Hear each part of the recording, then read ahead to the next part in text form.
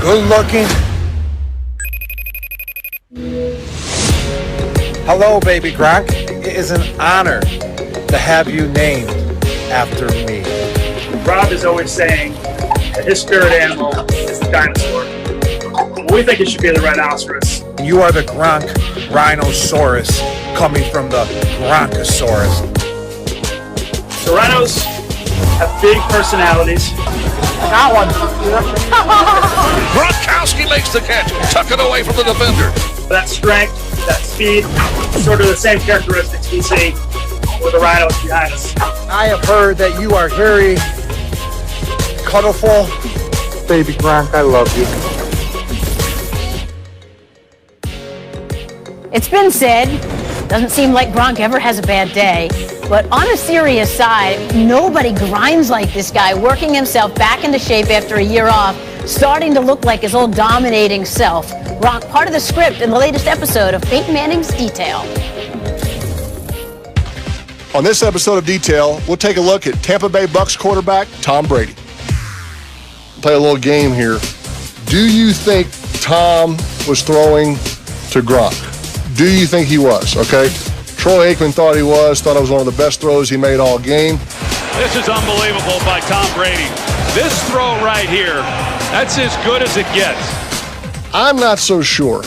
I'm going to just go out on a limb and say he's coming out here to Evans, right? He wants to throw the hitch to Evans. He knows these corners are squatting. He's like, I am not going to throw a pick six on a hitch route, right? So I'm kind of unsure. Okay, Evans, if you don't get the hitch route, he's going to turn up and scramble on kind of the go route. I'm going to throw kind of a high ball to Evans that's going to be Evans's ball or nobody else's. Oh, but guess who runs right underneath it is Gronk. Now, will we get Tom to admit who he was throwing to? I don't think so. He wouldn't admit that he didn't know it was fourth down. There's no way he's going to admit that he wasn't throwing to Gronk, especially after Aikman says, what an unbelievable throw. So you just let it go. Let's just watch from the end zone here, right? I mean, is he ever really looking at Gronk? I don't think so. I think he's on Evans. You really see it from the sideline. Let's just watch from the sideline. Watch his eyes. I'm telling you, I think he's on Evans. He's on Evans. He's on Evans. He's on Evans. Nice play, Gronk. That's all you got to say. You don't have to explain it. You don't have to explain it, especially via these Zoom interviews these guys are getting to do. How lucky are these guys, right? No press conferences with reporters right in your face asking you, who were you throwing to? Why'd you take that sack? Were you going for it on fourth down? Did you know it was fourth down? The Zoom interviews, they're easy to do. So you don't have to explain it, but on Detail, we're going to call it out. For more analysis, watch Detail on ESPN+. When we met with Brady last night by Zoom, so I asked him, all right, who is it really to? So this is the funny part. He's calling out Peyton, that Peyton has these inside sources, and he said it's Clyde Christensen, who used to be Peyton's quarterback coach, who is now Tom's quarterback coach, and that Clyde is the one actually breaking down all of that tape while Peyton's on the golf course. I mean, it's just pure jealousy. But was it true, though? Peyton, no, well, it's not true. Say, but it's I'm obvious. assume. This is super obvious. By the way, welcome, Peyton, to the where you're jealous and you're bitter. You're like the old man. Get off my lawn, So it's because this is obvious. completely trolling Who's super Tom obvious, Brady. then what's the This is a smash route. This is so simple, and Tom is staring down the hitch because he's going to throw it to Gronk. Tom is doing exactly what this play is called for. Gronk is doing exactly what this play is called for. And Mike Evans is the one that screws it up and gives Peyton a chance to kind of concoct some crazy cockamamie scheme out of jealousy because Tom's going to go in another MVP. Oh, Peyton's on the couch. I mean, come on, Peyton. Just let it go. I had to let it go. You got to let it go. Tom's throwing dimes out there. Let it be, bro. Another plug for Peyton. Peyton's Places, Season 2, streaming now on ESPN+. Oh. And you can watch a whole Season 1 as well. Right? So we know Brady loves to take his jabs at Peyton. Halloween night posted this to his Instagram, preaching pliability.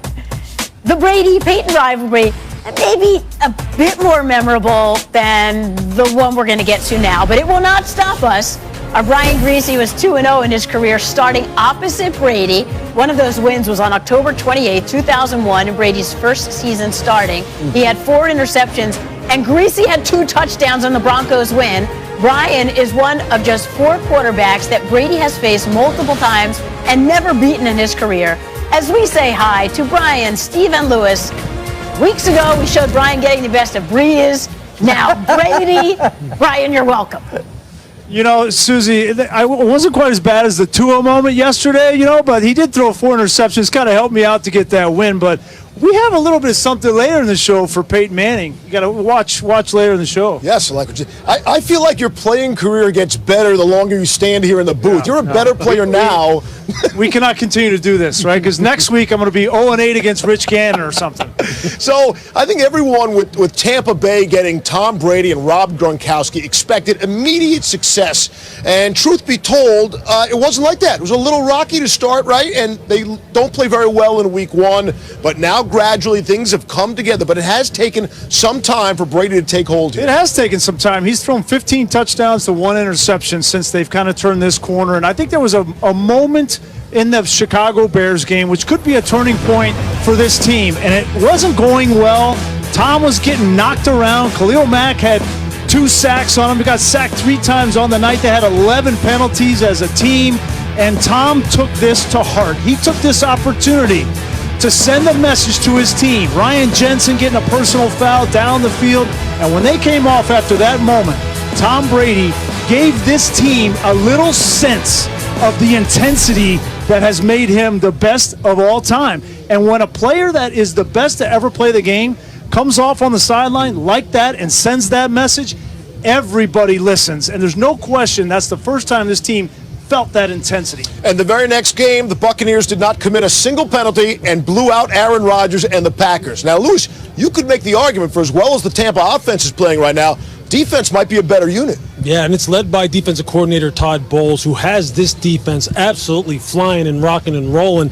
And they got playmakers at all 3 levels, specifically at linebacker, where I'll tell you what, Levante David may be playing some of the best football in his entire 9-year career. But Todd Bowles told me this. He said, Lou, sometimes coaching's overrated. Sometimes you just let these guys go. Look at how Levante David is backdooring blocks and coming underneath blocks. Coaches don't let you do that normally. But Todd lets these guys do it because these guys can run and fly to the football. And look, there's not much more you can say about Devin White other than this may be one of the best athletes, regardless of position in the NFL. Look at his change of direction and his closing ability and his hitting ability once he arrives at the point of attack. These 2 guys really are setting the tone for this defense. They communicate with the defensive line. They're in constant communication with the secondary.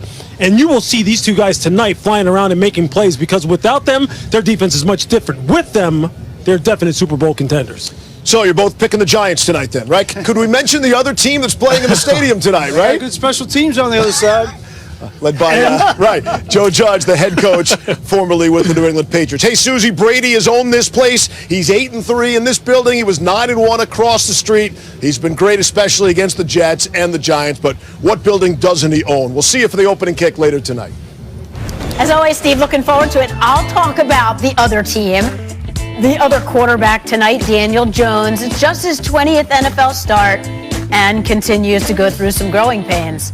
From the fantasy football perspective, we welcome Matthew Berry, who has this week's Good Calls brought to you by Subway. Thanks, Susie. You know, every offseason I spend 7 months telling fantasy managers not to draft quarterbacks early, and, well, Lamar Jackson's fantasy struggles have proven me right once again. Okay, fine, you're the exception, Patrick Mahomes, you always are, but Lamar Jackson is not. Look at how Jackson's numbers have dropped in 2020. He was the number 2 overall player in fantasy last year, and he's down to QB 13.